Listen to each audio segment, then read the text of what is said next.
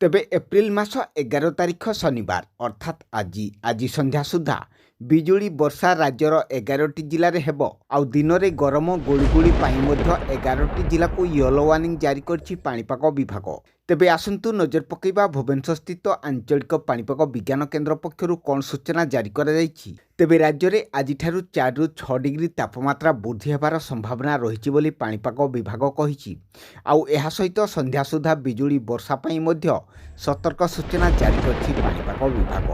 ତେବେ ଓଡ଼ିଶା ରାଜ୍ୟରେ କେଉଁ 11ଟି ଜିଲ୍ଲାଗୁଡ଼ିକରେ ପ୍ରବଳ ତାତି ହେବ, ଆଉ ସନ୍ଧ୍ୟା ବେଳକୁ ବିଜୁଳି ବର୍ଷା ପାଇଁ କେଉଁ 11ଟି ଜିଲ୍ଲାକୁ ୟେଲୋ ୱାର୍ଣ୍ଣିଂ ଜାରି କରିଛି ପାଣିପାଗ ବିଭାଗ, ସେସବୁର ସମ୍ପୂର୍ଣ୍ଣ ଅପଡେଟ୍ ଖବରଟି ଜାଣିବା ପାଇଁ ଭିଡ଼ିଓଟିକୁ ଶେଷ ପର୍ଯ୍ୟନ୍ତ ନିଶ୍ଚିତ ଦେଖନ୍ତୁ।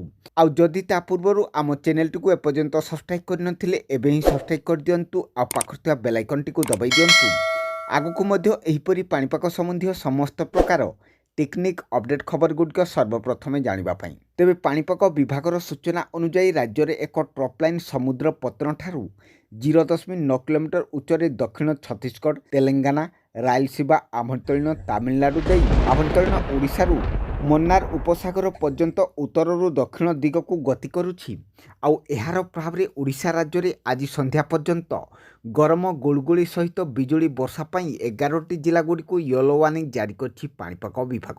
ତେବେ ଆସନ୍ତୁ ଜାଣିନେବା ଆଜି କେଉଁ ସବୁ ଜିଲ୍ଲାଗୁଡ଼ିକରେ ପାଗ ଶୁଖିଲା ରହିବ, ଆଉ କେଉଁ ସବୁ 11ଟି ଜିଲ୍ଲାଗୁଡ଼ିକରେ ଆଜି ପ୍ରବଳ ଗରମ ଗୁଳୁଗୁଳି ସହିତ ବିଜୁଳି ବର୍ଷା ହେବ। ତେବେ ପ୍ରଥମେ ଆସନ୍ତୁ ଜାଣିନେବା କେଉଁ 19ଟି ଜିଲ୍ଲାରେ ଆଜି ପାଗ ଶୁଖିଲା ରହିବ। ଆଉ ସେସବୁ ଜିଲ୍ଲାଗୁଡ଼ିକ ମଧ୍ୟରୁ କେନ୍ଦୁଝର, ମୟୂରଭଞ୍ଜ, ଢେଙ୍କାନାଳ, ଅନୁଗୁଳ, ଦେବଗଡ଼, ସୁନ୍ଦରଗଡ଼, ଝାରସୁଗୁଡ଼ା, ସମ୍ବଲପୁର, ବରଗଡ଼, ସୋନପୁର, ବୌଦ୍ଧ, ବଲାଙ୍ଗୀର, ନୂଆପଡ଼ା, କଳାହାଣ୍ଡି, ରାୟଗଡ଼ା, ନବରଙ୍ଗପୁର, କୋରାପୁଟ, ମାଲକାନଗିରି ରହିଥିବା ବେଳେ ଆଉ ଆଜି ସନ୍ଧ୍ୟା ସୁଦ୍ଧା ପ୍ରବଳ ତାତି ସହିତ ବିଜୁଳି ବର୍ଷା ପାଇଁ 11ଟି ଜିଲ୍ଲାଗୁଡ଼ିକୁ ୟେଲୋ ୱାର୍ଣ୍ଣିଂ ଜାରି କରାଯାଇଥିବା ଜିଲ୍ଲାଗୁଡ଼ିକ ମଧ୍ୟରୁ ବାଲେଶ୍ୱର, ଭଦ୍ରକ, ଯାଜପୁର, କେନ୍ଦ୍ରାପଡ଼ା, ଜଗତସିଂହପୁର, କଟକ, ଖୋର୍ଦ୍ଧା, ପୁରୀ, ନୟାଗଡ଼, ଗଞ୍ଜାମ ଏବଂ ଗଜପତି। ଏହି 11ଟି ଜିଲ୍ଲାରେ ପ୍ରବଳ ଗରମ ଗୁଳୁଗୁଳି ସହିତ ସନ୍ଧ୍ୟା ବେଳକୁ ବିଜୁଳି ବର୍ଷା ହେବା ନେଇ ପାଣିପାଗ ବିଭାଗ ପୂର୍ବାନୁମାନ କରିଛି। ତେବେ ଆପଣଙ୍କ ଜିଲ୍ଲାରେ ପାଗ କିପରି ରହିଛି, ଆଉ ଆପଣମାନେ କେଉଁ ଜିଲ୍ଲାରୁ ଦେଖୁଛନ୍ତି କମେଣ୍ଟ କରନ୍ତୁ, ଆଉ ଆପଣଙ୍କ ସାଙ୍ଗସାଥୀମାନଙ୍କୁ ଭିଡ଼ିଓଟି ସେୟାର କରନ୍ତୁ, ଯାହାଫଳରେ ସେମାନେ ମଧ୍ୟ ପାଣିପାଗର ସଠିକ୍ ସୂଚନା ଜାଣିପାରିବେ। ରହୁଛି, ଜୟ ଜଗନ୍ନାଥ।